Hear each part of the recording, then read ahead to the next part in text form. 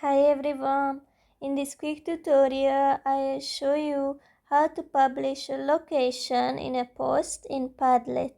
Just open the app and open a Padlet, tap on the plus sign to create a new post, and then you will see some options here at the bottom of the post, but we need something else, so click on the last button with the plus and the number on it, and then you can find location, select it, and now write here the place name, and then you can select road or satellite, so the type of the map.